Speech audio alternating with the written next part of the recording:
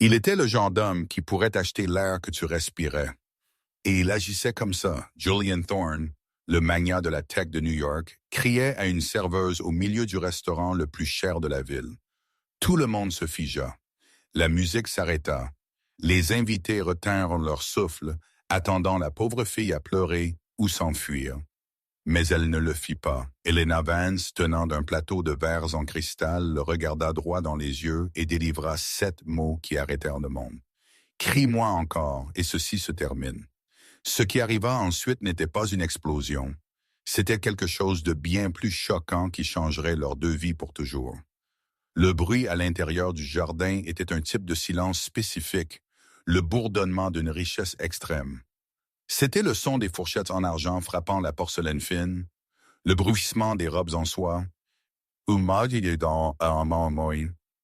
le murmure des deals valant des millions étant chuchotés sur des assiettes de risotto aux truffes. Pour Helena Vance, c'était juste le son de ses pieds battants. Elle ajusta son tablier dans le reflet de la machine à expresso en laiton, essayant de lisser l'épuisement sur son visage. Elle avait été debout pendant 10 heures. Son service au diner avait fini à 4 $ de l'après-midi et son service ici au bistrot haut de gamme de Manhattan avait commencé à 5 $ de l'après-midi. Il était maintenant presque minuit. Chaque muscle de son corps criait au repos. Mais l'image de la vie d'expulsion posée sur son comptoir de cuisine gardait sa colonne vertébrale droite. Table 4 a besoin d'un complément sur le pétillant Helena. Bouge, Marcus, le responsable de salle, siffla alors qu'il passait rapidement devant elle. Marcus était un homme qui croyait que le stress était un style de management. Et répare tes cheveux. Tu as l'air d'avoir marché ici à travers un tunnel de vent. Oui, Marcus, Helena dit, sa voix stable. Elle glissa une mèche de cheveux châtains rebelles derrière son oreille et attrapa la bouteille réfrigérée de Dom Pérignon. Table 4 était la table problème. Tout le monde le savait. Assis là était Julian Thorne. Même si tu ne lisais pas les papiers financiers, tu connaissais Julian Thorne.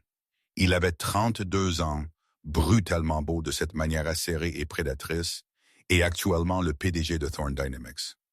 Il avait une réputation pour deux choses, faire des milliards en OPA hostile et avoir un tempérament qui pourrait décaper la peinture d'un mur. Ce soir, il semblait prêt à incendier le restaurant. Il était sur son téléphone depuis qu'il s'était assis, ignorant sa date. Une mannequin nommée Chloé, qui picorait actuellement sa salade avec l'enthousiasme de quelqu'un regardant la peinture séchée.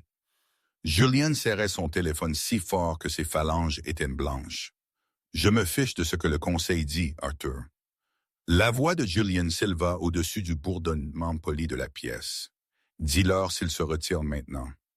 Je viderai cette entreprise et vendrai les restes. » Quelques têtes se tournèrent. À une table proche, un sénateur semblait mal à l'aise. Helena s'approcha de la table avec prudence. Son travail était d'être invisible. Verse le vin, débarrasse les assiettes, disparaître. Elle attendit une pause dans sa tirade pour intervenir. Non, je ne me calme pas. Ils sont l'incompétence personnifiée. Julian claqua sa main sur la table. Les couverts sautèrent. Helena prit une inspiration et s'avança, tendant la main vers son verre vide. Plus de champagne, monsieur. Julian releva vivement la tête, ses yeux sauvages d'agression mal placés. Il ne vit pas une personne, il vit une interruption. Il vit un obstacle. Me vois-tu au téléphone? Il aboya, sa voix assez forte pour faire taire les 3 tables les plus proches. Je m'excuse, monsieur. Je pensais juste. Tu n'as pas pensé. Julian se leva, la dominant. Le restaurant devint mortellement silencieux. La musique d'ambiance sembla s'évanouir. Je suis en train de sauver une fusion d'1 milliard de dollars et tu plaines sur moi avec une bouteille de vin comme un vautour.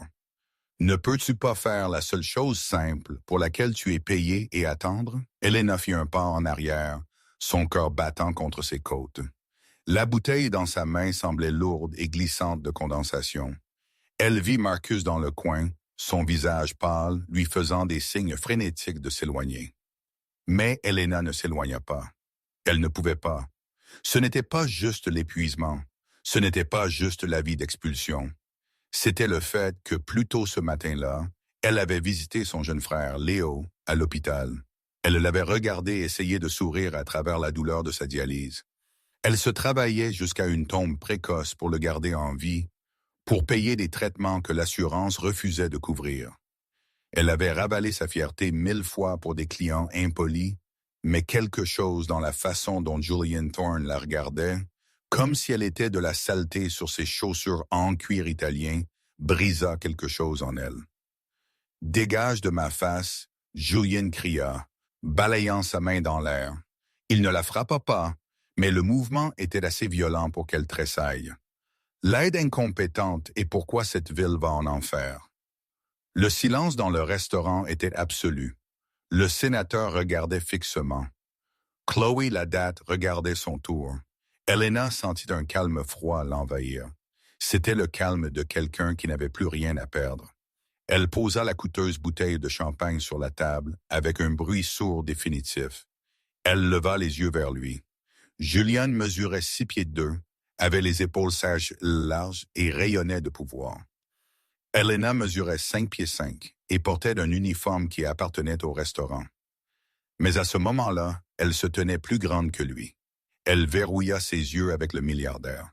« Crie-moi encore », elle dit, sa voix basse mais coupant à travers le silence comme un rasoir. Et ceci se termine. Julian cligna des yeux. L'audace pure de cela sembla court-circuiter sa rage.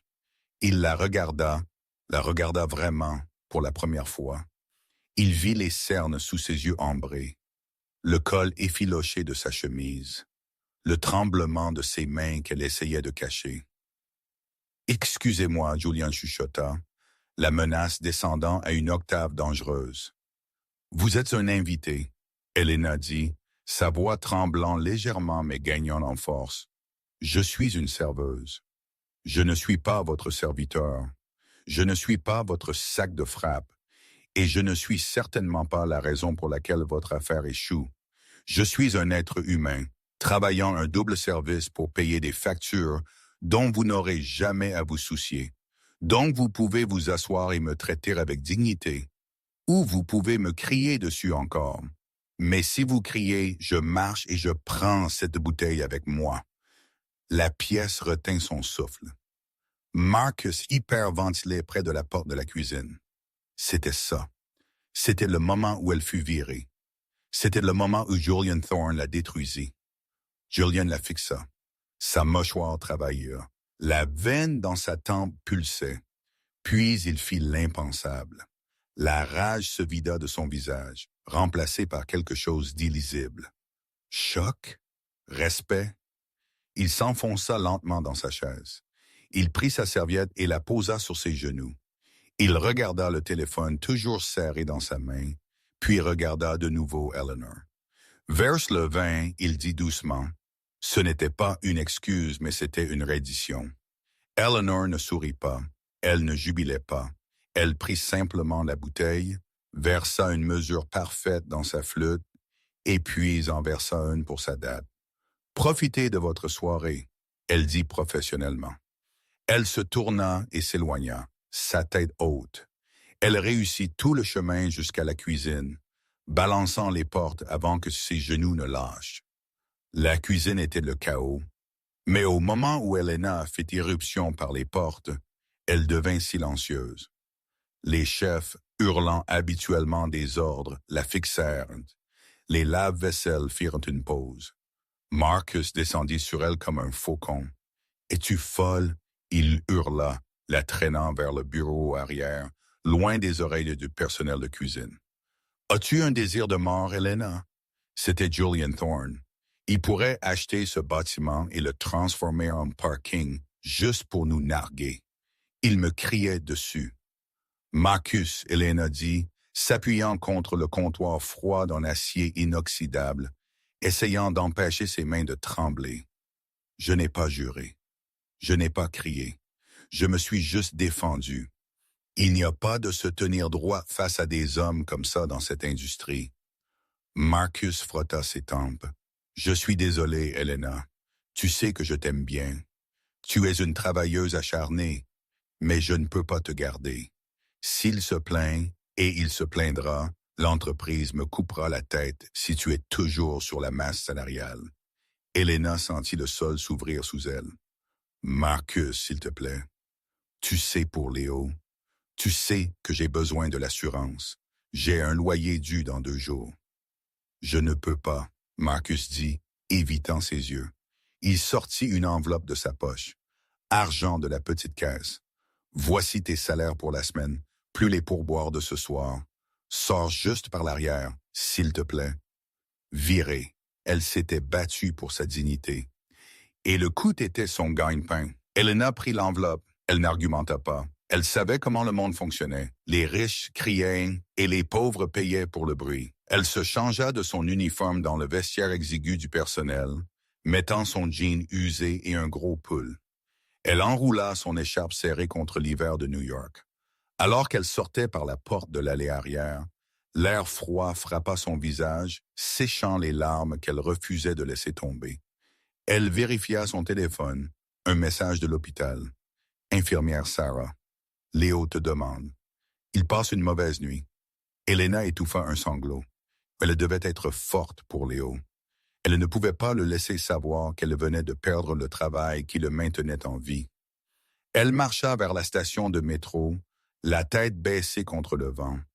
La ville semblait massive et cruelle ce soir. Mademoiselle Vance? La voix vint d'une élégante berline noire garée au trottoir, juste après l'entrée de l'allée. La fenêtre se baissa. Elena s'arrêta, serrant son sac fort. Oui? Le chauffeur sortit. C'était un homme grand en costume, portant une oreillette. Monsieur Thorne voudrait un mot. L'estomac d'Elena se tordit. Je ne travaille plus pour le jardin. Il m'a fait virer. N'est-ce pas assez? Il ne veut pas se plaindre, le chauffeur dit, ouvrant la porte arrière. Elena hésita. Elle devrait courir. Elle devrait prendre le métro et disparaître. Mais la curiosité et une étrange colère persistante la maintinrent enracinée. À l'intérieur de la voiture, Julian Thorne était assis dans les ombres. Il n'était pas sur son téléphone. Il la regardait juste. « Je n'entre pas », Elena dit fermement depuis le trottoir. « J'ai entendu Marcus te laisser partir », Julian dit. Sa voix était différente maintenant. Les cris étaient partis, remplacés par un baryton doux et contrôlé. « Je ne lui ai pas demandé. »« Tu n'as pas eu besoin, » Elena répliqua. « Des hommes comme toi créent un rayon de souffle. Tu n'as pas besoin de toucher quoi que ce soit pour le commencer. » Julian se pencha en avant, son visage venant dans la lumière du lampadaire. Il semblait fatigué. Sous l'arrogance, il semblait épuisé. « Tu as raison, » il admit. Elena cligna des yeux. L'avait-elle entendu correctement? « Je me suis mal comporté, » Julian continua. « J'étais sous pression significative. Ce n'est pas une excuse, mais c'est le contexte. Tu étais la seule personne dans cette pièce assez brave pour me contrôler. Mon conseil d'administration ne fait même pas ça. Y a-t-il un point à ceci, Monsieur Thorne? »« J'ai un frère à aller voir. J'ai besoin de ça, » Julian dit, pointant un doigt vers elle. Ce feu, cette incapacité à être intimidé par la richesse. Tu as besoin de quoi? Mon image publique est en ruine, Julian dit, allant droit aux affaires. La fusion dont je criais, elle échoue parce que l'autre entreprise pense que je suis volatile, instable, une responsabilité. Il pense que je ne peux pas bien jouer avec les autres. Il fit une pause, regardant son regard intense. Si la presse découvre que j'ai fait virer une serveuse ce soir, je suis fini. Mais si la presse découvre que j'ai embauché cette serveuse comme mon assistante personnelle parce que j'ai admiré son intégrité, cela change le récit. Elena rit, un son dur et sec. Tu veux m'embaucher? Tu ne me connais même pas. Je sais que tu as risqué ton travail pour exiger le respect. Je sais que tu es travailleuse et je sais que tu as besoin d'argent. Marcus me dit que tu as des problèmes médicaux familiaux. Elena se raidit. Ne parle pas de mon frère. Je peux aider ton frère, Julian dit doucement. L'air quitta les poumons d'Elena. J'ai besoin d'une assistante personnelle qui n'est pas une sycophante. Quelqu'un qui me dira la vérité, même quand je crie. Surtout quand je crie. Je te paierai le triple de ce que tu as gagné au restaurant. Avantage complet, meilleure assurance de l'État, ça couvre tout. Dialyse, transplantation, rétablissement. Elena le fixa. C'était un pacte avec le diable. Il était arrogant, impoli et volatile. Mais il tenait la clé de la vie de Léo dans sa main. Triple? Elle demanda, sa voix à peine un murmure. Et un bonus de signature, Julien ajouta. Dites $1000. Ce soir, Elena regarda en bas de la rue à l'entrée du métro. Puis de nouveau à l'homme qui avait ruiné sa nuit et offrait maintenant de lui sauver la vie. J'ai des conditions, elle dit. Julien sourit avec suffisance. Une expression véritable, rare, qui transforma son visage. Je n'attendais rien de moins. Monte dans la voiture, mademoiselle Vance. Nous pouvons discuter de tes conditions en chemin vers l'hôpital. Il monta. Mais alors que la lourde porte se fermait avec un bruit sourd, la scellant dans le luxe tranquille du monde du milliardaire, Elena ne pouvait pas se débarrasser du sentiment qu'elle n'avait pas juste accepté un travail. Elle avait mis le pied sur un champ de bataille. La transition de verser du café à gérer la vie d'un milliardaire n'était pas lisse. C'était un accident de voiture. Le matin même, une voiture de ville vint chercher Elena de son petit appartement dans le Queens. Elle avait à peine dormi. Après la confrontation au restaurant, ils étaient allés à l'hôpital. Fidèle à sa parole, Julien avait fait un seul appel téléphonique, et Léo fut déplacé d'une salle bondée avec une lumière vacillante à une suite privée au Mont-Sinaï. Les médecins eurent soudainement du temps pour des questions. Les infirmières sourirent soudainement. C'était écœurant comme il était facile pour l'argent d'acheter la survie. Quand Elena entra dans le hall de verre et d'acier de Thorne Dynamics, elle se sentit comme une impostrice. Elle portait sa meilleure tenue, une jupe crayon grise et un chemisier blanc qu'elle avait acheté pour des entretiens il y a des années. Mais comparée aux femmes claquant sur le sol en marbre en Gucci et Prada, elle avait l'air de porter un costume. Elle prit l'ascenseur privé jusqu'au dernier étage. Les portes s'ouvrirent sur une zone de réception qui ressemblait plus à un musée qu'à un bureau. « Tu es en retard, » Julien dit, sans lever les yeux. Il faisait les 100 pas derrière un bureau qui coûtait plus que l'éducation entière d'Elena. Le bureau était tout en verre, surplombant la ville qu'il traitait comme un échiquier. « Il est 8h du matin exactement, Monsieur Thorne. » Elena répondit, vérifiant sa montre-bracelet bon marché. « Tu as dit 8h du matin. Si tu es à l'heure, tu es en retard. Si tu es en avance, tu es à l'heure. » Julien arrêta de faire les 100 pas et la regarda. Il semblait différent à la lumière du jour. Plus aiguisé, plus froid. « Voici ta tablette. Elle a mon emploi du temps, mes restrictions alimentaires, ma liste de contacts et le ticker de stock en direct.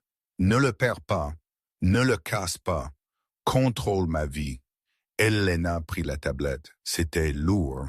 « Quelle est ma première tâche? » Survivre, une voix féminine dit de l'embrasure de la porte. Elena se tourna. Debout là était une femme qui semblait avoir été sculptée dans la glace. Elle avait des cheveux blonds platine coupés en un bob net, portant un costume qui criait le pouvoir. C'était Isabella Sterling, la vice-présidente des opérations. « Tu dois être la nouvelle expérience, » Isabella dit, ses yeux balayant Elena de la tête aux pieds, s'attardant sur ses talons éraflés.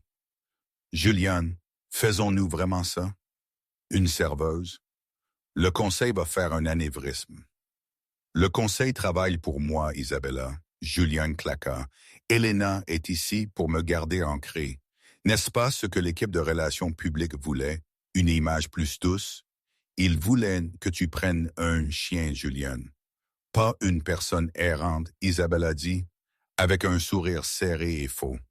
Elle marcha vers Elena.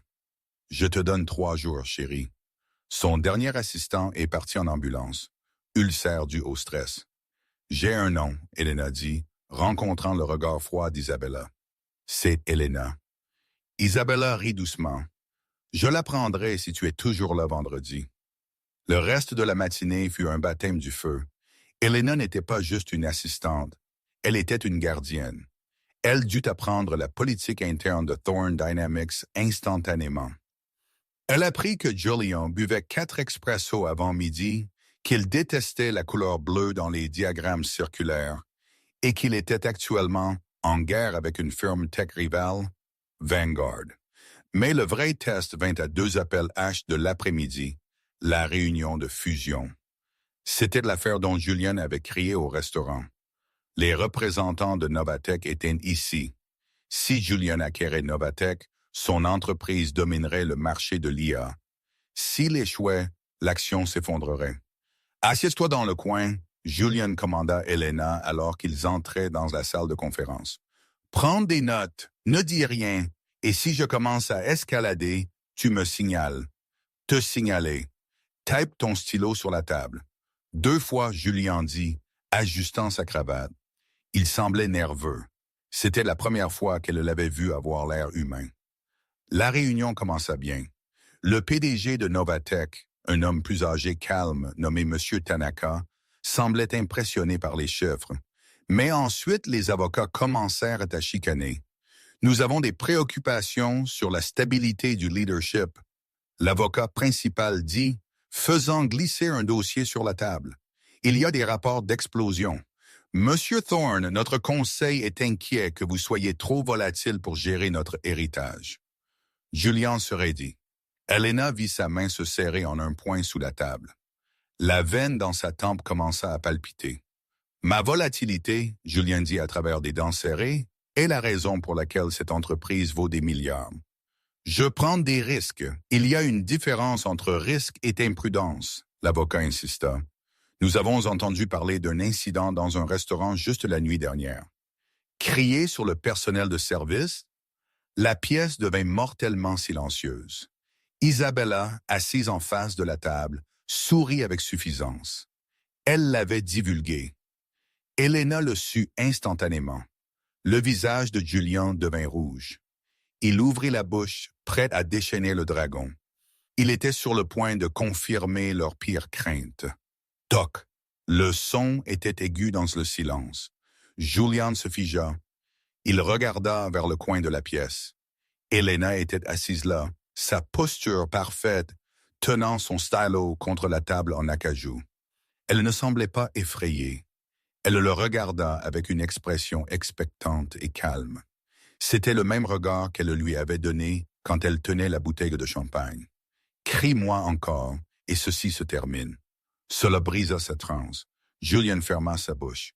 Il prit une profonde inspiration, inspirant pendant 4 secondes, expirant pendant 4. Il se tourna vers l'avocat, un sourire forcé mais charmant apparaissant sur son visage. « Vous avez absolument raison, » Julian dit. L'avocat cligna des yeux, surpris. « Je suis passionné, parfois trop passionné. C'est pourquoi j'ai embauché Mademoiselle Vance ici. » Il fit un geste vers Elena. Elle était la serveuse au restaurant de la nuit dernière. Julian mentit en douceur. Je ne lui criais pas dessus. Nous débattions. Un débat animé sur la qualité du service. J'étais tellement impressionné par sa fortitude que je l'ai embauché immédiatement pour gérer mes communications. Je suis engagé à écouter de nouvelles perspectives. Monsieur Tanaka regarda Elena. « Est-ce vrai, Mademoiselle Vance? » Elena se leva. Ses jambes tremblaient, mais elle se souvint de Léo dans le lit d'hôpital. Elle se souvint du loyer dû. « C'est, monsieur, » Elena dit, sa voix claire. « Monsieur Thorne est exigeant, mais il respecte la force. Il valorise la vérité par-dessus tout. C'est pourquoi j'ai accepté de travailler pour lui. » Monsieur Tanaka l'étudia un long moment, puis sourit. « Un homme qui peut admettre qu'il a besoin d'aide est un homme avec qui nous pouvons travailler. » La tension se brisa. L'accord était de nouveau en marche. Alors qu'ils quittaient la salle de conférence, Julian attrapa le bras d'Elena. Sa prise était serrée, vibrant d'adrénaline. « Tu m'as sauvé », il chuchota, la regardant avec une intensité qui fit haleter son souffle. « J'ai fait mon travail », Elena répondit, retirant son bras. « Mais ne monte plus sur moi. Nous ne débattions pas. Tu étais un tyran. » Julian ne se mit pas en colère. Au lieu de cela, un lent sourire se répandit sur son visage. « Habitue-toi au mensonge, Elena. Nous avons un gala de charité samedi, et tu vas être ma date. Les jours précédents le gala furent un flou de travail et de transformation. Les médias avaient eu vent de l'histoire, le milliardaire et la serveuse. C'était une histoire de Cendrillon, et le public la dévora. Mais pour Elena, cela ressemblait moins à un conte de fées et plus à une opération tactique. Julian ne la traitait pas comme une petite amie. Il la traitait comme un projet. Il embaucha des stylistes pour lui coiffer les cheveux, des tuteurs pour lui apprendre quelle fourchette utiliser pour la salade, et un coach en relations publiques pour lui apprendre à esquiver les questions sur son passé. Tu n'es pas Elena Vance, la fille du Queens, le coach en relations publiques lui dit. Tu es Elena Vance, la liaison exécutive. Tu es mystérieuse. Tu es capable. La nuit du gala, Elena se tint devant le miroir pleine longueur dans la suite d'invités du penthouse de Julian. Elle portait une robe qui coûtait plus que la maison de ses parents. Une robe de velours bleu nuit qui épousait ses courbes et traînait sur le sol comme de l'eau liquide. Des diamants dégoûtaient de ses oreilles. Elle semblait belle, elle semblait appartenir. Mais à l'intérieur, elle se sentait vide. Elle n'avait pas vu Léo depuis 2 jours parce que Julian l'avait gardée au travail jusqu'à minuit. Elle était une poupée dans une maison dorée. Prête? Julian était appuyé contre le cadre de la porte. Il portait un smoking qui lui allait comme une seconde peau. Il semblait d'une beauté dévastatrice, mais ses yeux étaient gardés. « Je me sens ridicule, » Elena dit, se tournant pour lui faire face. « Tu as l'air formidable, » Julian corrigea. Il s'approcha et lui tendit une petite pochette. « Ce soir est le test final. Si nous charmons les investisseurs au gala, l'accord Novotech se conclura lundi. De toute façon, Isabella sera là. Elle essaiera de te secouer. Ne la laisse pas. »« Pourquoi me déteste-t-elle tant? » Elena demanda. « Parce qu'elle veut mon travail, » Julian dit simplement. « Et elle pense que tu es ma faiblesse. » Ils arrivèrent au Metropolitan Museum of Art, où le gala était tenu. Les éclairs des caméras des paparazzi étaient aveuglants. « Julian, Elena, par ici. » Julian plaça une main sur le bas de son dos. C'était censé être un geste possessif pour les caméras, mais sa main était chaude et pendant 1 seconde, Elena s'y pencha. À l'intérieur, la grande salle était transformée en salle de bal. Il y avait des sculptures de glace, des rivières de champagne et les personnes les plus puissantes de New York. Elena joua son rôle parfaitement. Elle rit aux mauvaises blagues des banquiers. Elle discuta d'art avec des collectionneurs, utilisant la feuille de triche que Julien lui avait fait mémoriser. Elle vit Julien la regarder de l'autre côté de la pièce, un air de fierté sur son visage. Puis le piège se déclencha. Elena était au buffet, tendant la main pour un verre d'eau, quand Isabella apparut à côté d'elle. « Apprécie la mascarade? » Isabella chuchota, sirotant un martini. « Je travaille, Isabella. Tu devrais essayer, » Elena répliqua. Isabella sourit avec suffisance. « Tu penses que tu es spécial, n'est-ce pas? Penses qu'il te respecte vraiment? Oh, chérie, tu n'es qu'un accessoire, un bouclier de pauvreté. Je ne sais pas de quoi tu parles. » Ne t'a-t-il pas dit? Isabella se pencha, son parfum écœurant et doux. Le conseil a voté pour le destituer la semaine dernière. Ils ont dit qu'il était trop déconnecté de l'homme commun. Il avait besoin d'une roturière à parader pour sauver son siège. Une fois l'accord Novatech signé lundi, tu es parti. Il a un ensemble de départs déjà rédigé sur son ordinateur portable. Vérifie le fichier nommé « Opération nettoyage complet ». Elena sentit le sang quitter son visage. Opération nettoyage complet. Ce n'était pas juste un travail, ce n'était pas juste à propos de son tempérament. Elle était un accessoire jetable pour sauver sa carrière, et il prévoyait de la jeter au moment où il obtiendrait ce qu'il voulait. Elle regarda à travers la pièce. Julien riait avec M. Tanaka. Il semblait si charmant, si faux. « Excusez-moi, Elena marmonna. » Elle se sentit malade. Elle avait besoin d'air.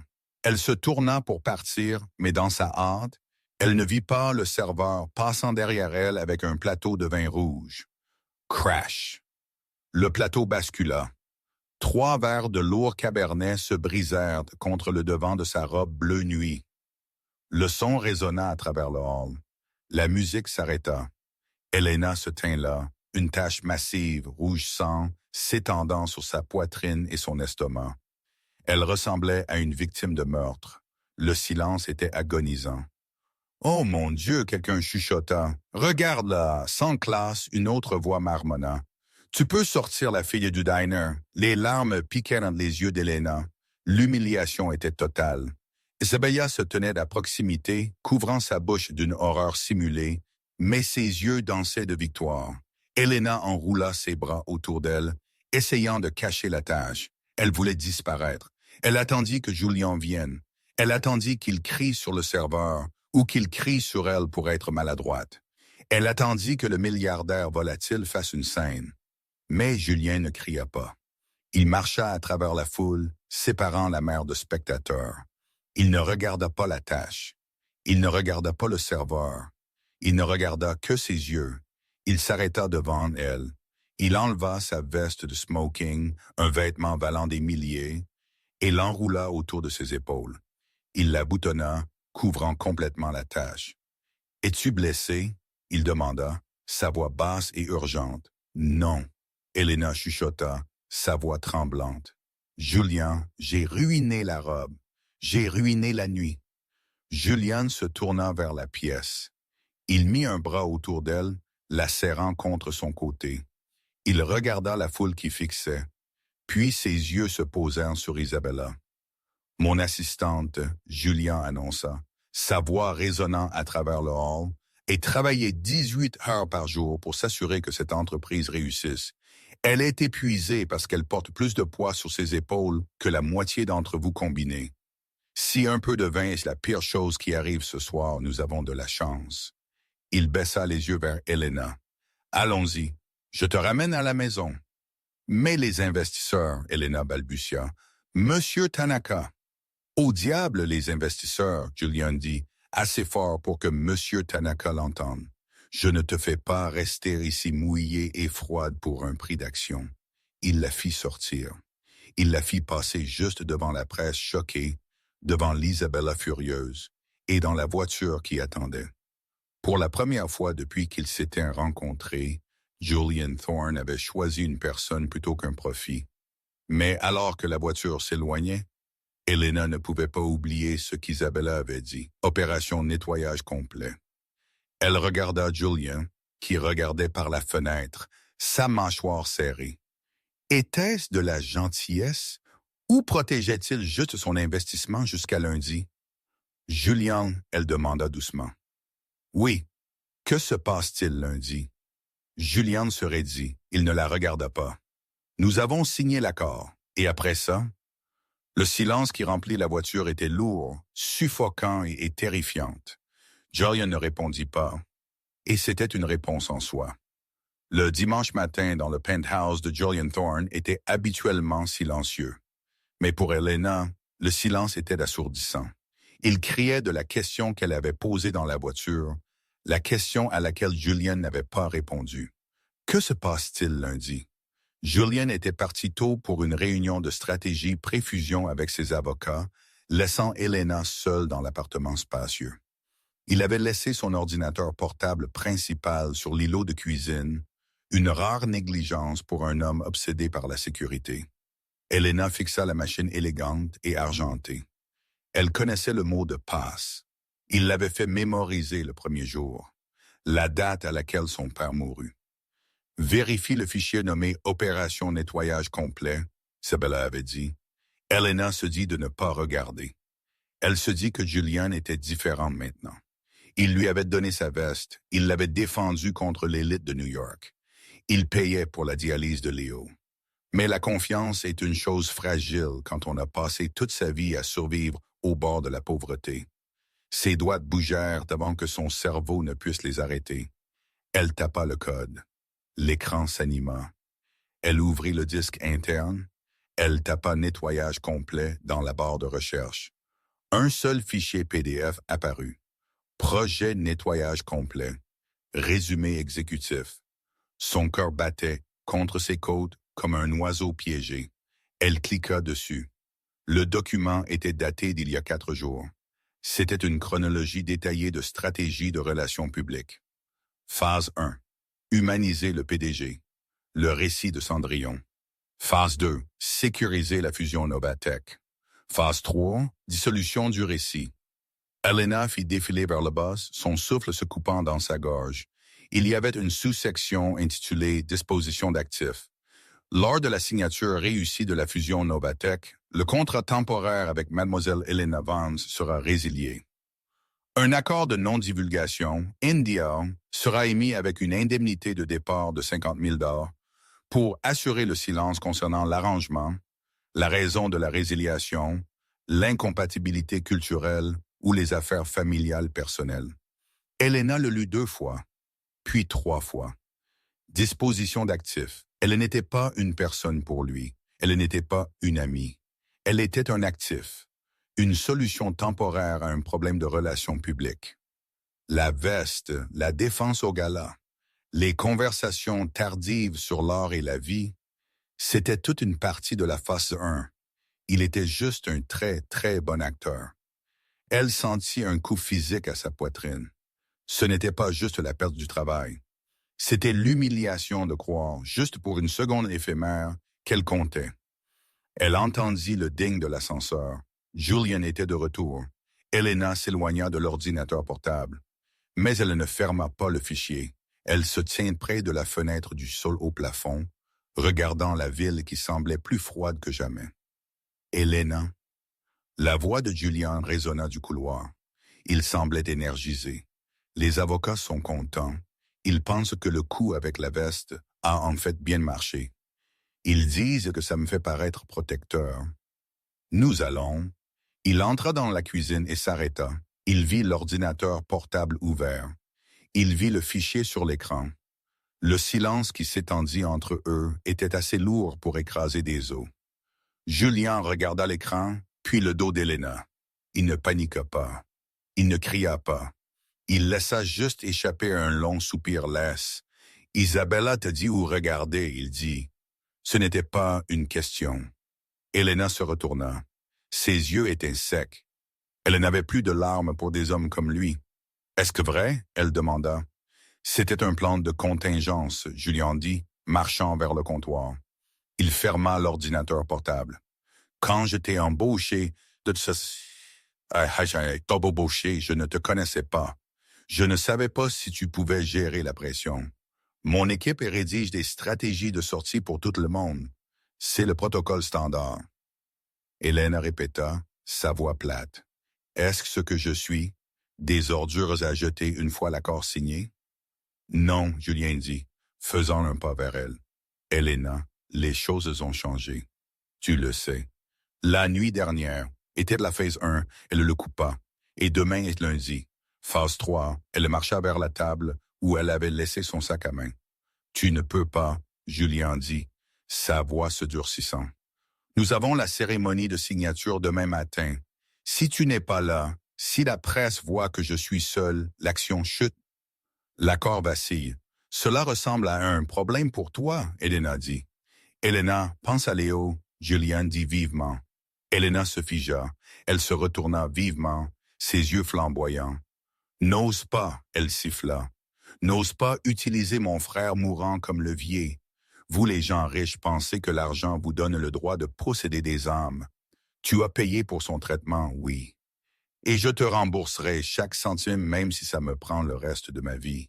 Mais je ne te laisserai pas acheter ma dignité. Je ne le menace pas, » Julien dit, passant une main dans ses cheveux, l'air vraiment frustré. « J'essaie de te dire que je peux t'aider. Pourquoi es-tu si obsédé par la fierté? Ne paie pas les factures. » Non, Elena dit, marchant vers l'ascenseur, mais c'est la seule chose qui te laisse dormir la nuit. Elle appuya sur le bouton. Les portes s'ouvrirent. Si tu sors par cette porte, Julien avertit, sa voix tombant à ce registre bas dangereux qu'il avait utilisé au restaurant, tu romps le contrat. Tu pars avec rien. Elena le regarda, l'homme qui avait tout et rien. Je suis entré ici avec rien, Julien. Je suis à l'aise avec ça. La porte se referma, coupant l'image de Julian Thorne se tenant seul dans sa tour. Le lundi matin arriva avec un déluge torrentiel. La ville de New York était grise, humide et misérable. À l'intérieur du quartier général de Thorne Dynamics, l'ambiance était électrique. Aujourd'hui était le jour. La fusion Novotech, la salle de conférence était bondée. Avocats, banquiers et toute l'équipe exécutive étaient assis autour de la longue table en acajou. À la tête de la table était assis Julian Thorne. Il semblait impeccable. Son costume était net, ses cheveux parfaits, mais ses yeux étaient injectés de sang. Il n'avait pas dormi. À sa droite, il y avait une chaise vide. Où est la charmante Mademoiselle Vance? Monsieur Tanaka demanda, arrangeant ses papiers. J'espérais la remercier pour la recommandation sur l'opéra. Julian fixa la chaise en cuir vide. Cela ressemblait à un vide dans sa propre cage thoracique. Elle est indisposée, Julian dit raidement. Isabella, assise à sa gauche, laissa échapper un petit bourdonnement satisfait. Elle fit glisser un dossier vers Julian. Puisque le poste d'assistante est actuellement vacant, Isabella annonça à la pièce. J'ai pris la liberté de préparer le communiqué de presse final moi-même. Nous pouvons annoncer la fusion et la restructuration de votre personnel simultanément. Elle regarda Julian, ses yeux brillants. Elle avait gagné. Elle avait chassé le chien errant. Julian baissa les yeux vers les papiers. Les chiffres étaient tous là. Milliards de dollars. Dominance du marché. Tout ce pourquoi il avait travaillé depuis qu'il avait repris l'entreprise à 22 ans. Tout ce qu'il avait à faire était de signer. Mais la pièce était trop silencieuse. Il manqua le son d'un stylo tapant. Toc. Le signal de respirer. Le signal qu'il n'était pas seul. Monsieur Thorne, un avocat incita. Nous avons besoin de votre signature sur la ligne 4. Julian prit son stylo. La pointe plana au-dessus du papier. Il pensa au restaurant. Il pensa à Elena lui faisant face quand tous les autres se recroquevillaient. Il pensa à elle dans la cuisine, refusant d'être achetée. La fierté est la seule chose qui te laisse dormir la nuit. Julian regarda Isabella. Il regarda les visages impatients des membres du conseil qui ne se souciaient que des marges de profit. Non, Julian dit. La pièce cligna des yeux. Excusez-moi, l'avocat demanda. Julian jeta le stylo. Il rebondit de la table et glissa sur le sol. Je ne le signe pas. Julian, Isabella siffla, se penchant. As-tu perdu la tête? C'est l'affaire du siècle. C'est un accord avec une entreprise creuse, Julian dit, se levant. Monsieur Tanaka, je m'excuse, mais je ne peux pas avancer avec cette fusion aujourd'hui. Puis-je demander pourquoi? Monsieur Tanaka demanda, son expression illisible. Parce que mon entreprise est cassée, sa voix montant. Nous traitons les gens comme des actifs. Nous rédigeons des plans de disposition pour des êtres humains. J'ai construit une machine, pas une entreprise. Et tant que je ne répare pas ça, je ne mérite pas de grandir. Il regarda Isabella. Tu es virée, Isabella. Allaita, se levant. Tu ne peux pas me virer. Le conseil peut me virer s'ils veulent, Julian cria, le vieux feu revenant. Mais cette fois, ce n'était pas dirigé vers un serveur. C'était dirigé vers la pourriture dans son propre monde. Mais à partir de cette seconde, je suis le PDG et tu es parti. Prends tes affaires. Opération nettoyage complet commence avec toi. La pièce était en chaos. Les gens criaient, les téléphones sonnaient, Julian s'en fichait. Il sortit de la salle de conférence. Il ignora sa secrétaire. Il ignora les gardes de sécurité. Il marcha droit vers l'ascenseur et appuya sur le bouton pour le hall. Il courut hors du bâtiment sous la pluie battante. Il n'attendit pas son chauffeur. Il n'attendit pas un parapluie. Il hélait un taxi jaune, trempant son costume à 1000 $ en seconde. Où, le chauffeur demanda, regardant le milliardaire dégoulinant dans le rétroviseur. Julian réalisa qu'il ne connaissait pas son adresse. Il n'avait jamais demandé. Il connaissait l'hôpital de son frère, mais pas sa maison. Il sortit frénétiquement son téléphone, accédant aux fichiers RH qu'il n'avait jamais pris la peine de lire personnellement. Vance, Elena, 412, rue du Chêne, Queens. Julian respira. Va, aussi vite que tu peux. Alors que le taxi zigzaguait à travers le trafic, Julian fixa la pluie traînant sur la fenêtre. Il avait fait exploser un accord d'1 milliard de dollars. Il avait probablement perdu son entreprise. Mais pour la première fois en 10 ans, il sentait qu'il se réveillait. Le son du ruban adhésif se déchirant du rouleau sonnait comme un cri dans l'appartement silencieux. Elena Vance lissa le ruban adhésif sur la boîte en carton, ses doigts appuyant si fort que ses phalanges devinrent blanches. C'était la 3e boîte qu'elle avait emballée en 1 heure. Sa vie, il s'avéra, tenait dans de très petits espaces.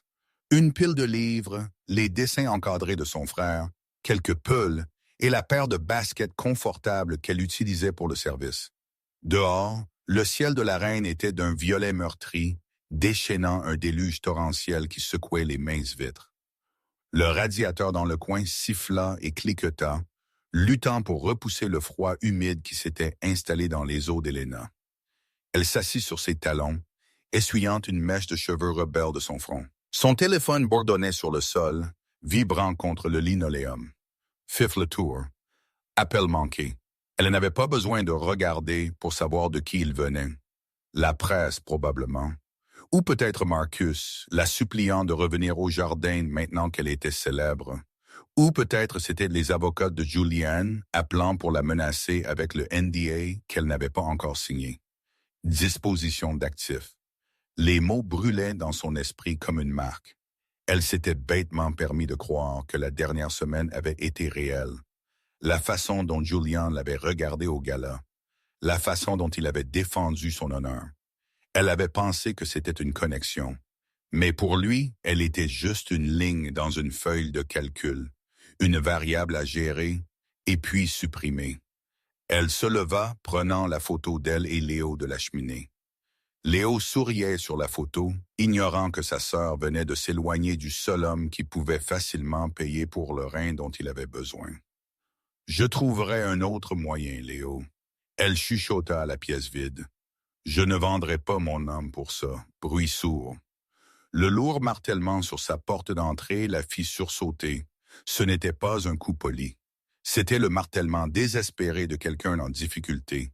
Elena se figea. L'avis d'expulsion n'était pas dû avant encore 3 jours.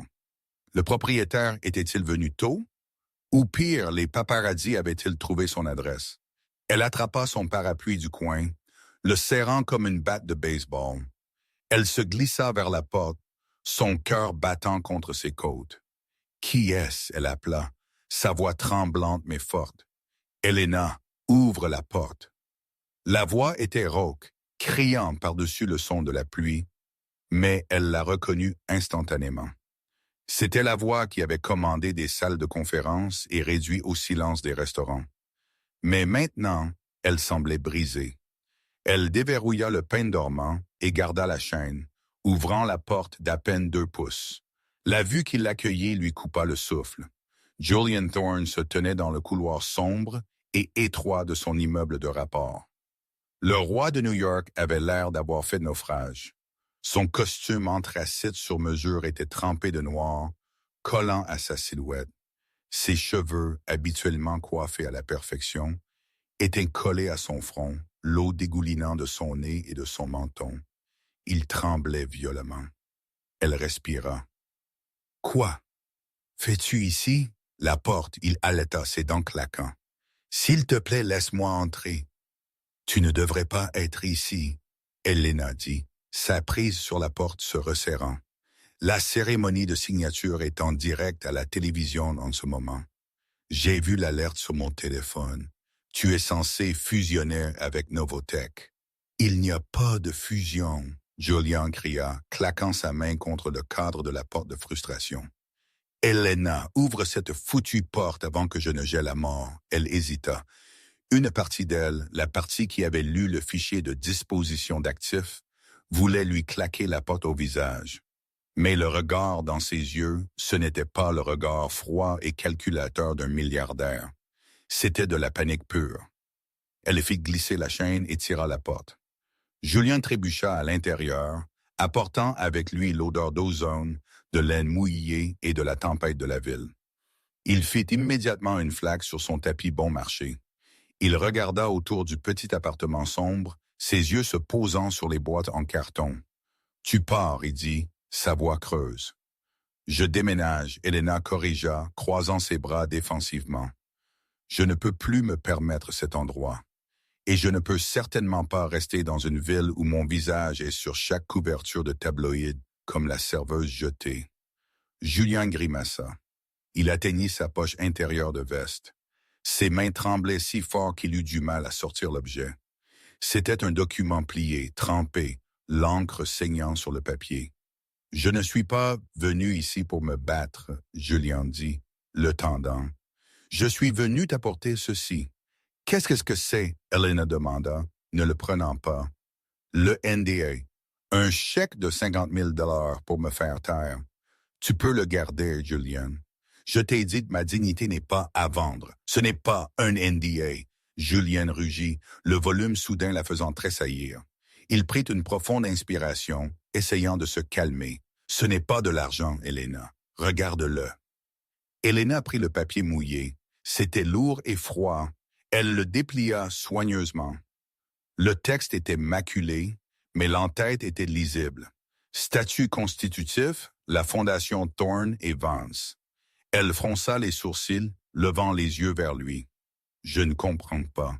Je n'ai pas signé l'accord avec Novotech. » Julien dit, l'eau dégoulinante de ses pieds. Je me suis assis là, stylo en main, regardant le conseil, regardant Isabella.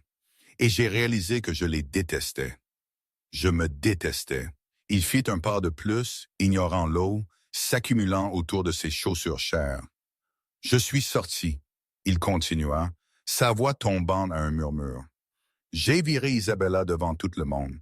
J'ai dit aux investisseurs qu'une entreprise qui traite les gens comme des ordures ne mérite pas d'exister. L'action est en train de chuter en ce moment, Elena. J'ai perdu des milliards dans la dernière heure. Milliards. Elena le fixa, sa bouche légèrement ouverte. Toi, as détruit la fusion. À cause de ce que j'ai dit? À cause de qui tu es, Julien corrigea. Je ne peux pas redevenir cet homme, l'homme qui crie sur les serveuses, l'homme qui rédige des plans de disposition pour des êtres humains. Je veux construire quelque chose de réel, cette fondation. Elle va se concentrer sur l'équité médicale, les hôpitaux, les traitements pour les gens qui ne peuvent pas payer, mais je ne peux pas la diriger. Je ne sais pas comment me soucier, Elena. Je sais seulement comment conquérir. J'ai besoin d'un partenaire qui a un cœur. Elena regarda le document de nouveau. Thorne et Vance, son nom à côté du sien. Tu me demandes d'être ton partenaire? Elle demanda, sa voix tremblante. Julien, je suis une serveuse. J'ai 300 $ sur mon compte bancaire. Tu es la personne la plus forte que j'ai jamais rencontrée. Julien dit intensément. Tu m'as fait face quand des sénateurs avaient peur de me regarder dans les yeux. Cela vaut plus que n'importe quel diplôme. Je ne peux pas, Elena dit, reculant, son dos heurtant la pile de boîtes. Je ne peux pas te faire confiance, Julien. Comment savoir que ce n'est pas juste un autre jeu, un autre coupe de pub pour réparer ton image parce que tu as eu une crise? Julien semblait dévasté. Il atteignit son autre poche et sortit son téléphone. Il tapa l'écran avec des doigts mouillés et le tourna vers elle. C'était une confirmation bancaire. Transfert complet. 5 000 $, Désor, bénéficiaire. Statut du fonds médical, Léo Vance. Irrévocable. Elena arrêta de respirer. Elle fixa les chiffres. 5 000 $. J'ai fait ça avant de venir ici, Julien dit doucement. Avant que je sache si tu me parlerais encore. C'est irrévocable, Elena. Même si tu me chasses maintenant, même si tu ne me revois jamais, Léo est en sécurité. Il a les meilleurs médecins. Il a le rein. C'est fait. Le silence dans la pièce était absolu, brisé seulement par le battement rythmique de la pluie. Elena regarda du téléphone au visage de Julien. Il ne mentait pas. Il avait donné une fortune et détruit son empire, tout pour prouver une chose. qu'il écoutait enfin. Le mur qu'elle avait construit autour de son cœur, le mur fait de fierté et d'instinct de survie, s'effondra. Toi, idiot! Elle s'étrangla, les larmes brouillant instantanément sa vision. Toi, idiot absolu! Je sais. Julien sourit, un sourire faible, épuisé, plein d'espoir. J'ai ruiné mon costume. Tu as ruiné ta vie. Elena sanglota, laissant tomber le contrat mouillé et réduisant la distance entre eux. Non, Julien dit, la rattrapant alors qu'elle s'écrasait contre lui. Je viens de la commencer. Ses bras s'enroulèrent autour d'elle, trempant son pull instantanément. Mais elle s'en fichait. Elle enfouit son visage dans sa poitrine mouillée, sentant la pluie et l'homme en dessous. Il la tint fort, comme si elle était la seule chose solide dans un monde qui s'effondrait. Quand il recula pour la regarder, ses yeux cherchaient. Est-ce que cela signifie que je suis embauché? Elena rit à travers ses larmes, levant la main pour brosser les cheveux mouillés de son front. Cela signifie que tu es en probation et la première règle de la nouvelle entreprise est pas de cris. Je peux vivre avec ça, Julien chuchota. Il baissa la tête et l'embrassa. Ce n'était pas le baiser poli et mis en scène d'un gala. C'était désespéré, désordonné et réel.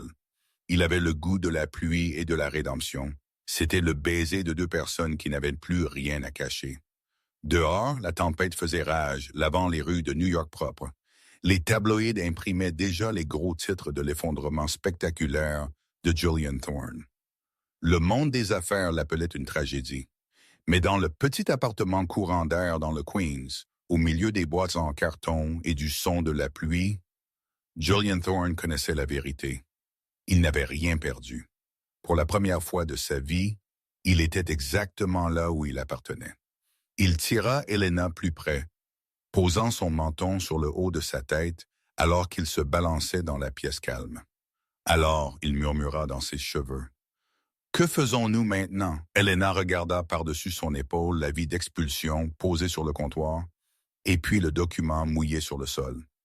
Maintenant, elle dit, serrant sa main, nous prenons une serviette, et puis nous sauvons le monde. Et c'est l'histoire de comment un seul moment de courage changea tout. Elena prouva qu'aucune somme d'argent ne donne à quelqu'un le droit de te traiter mal. Et Julian prouva qu'il n'est jamais trop tard pour changer qui tu es.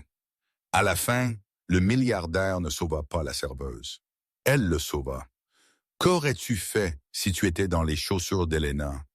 Aurais-tu pris l'argent et serais parti? Ou aurais-tu exigé le respect comme elle le fit? Fais-moi savoir dans les commentaires ci-dessous. Je lis chaque seul. Si tu as apprécié cette histoire de justice, de romance et de karma, s'il te plaît, appuie sur ce bouton « J'aime ». Ça aide vraiment la chaîne. Et n'oublie pas de t'abonner et de sonner la cloche pour ne jamais manquer la prochaine histoire dramatique. Merci d'avoir regardé et souviens-toi, ne laisse jamais personne faire taire ta voix. On se voit dans la prochaine vidéo.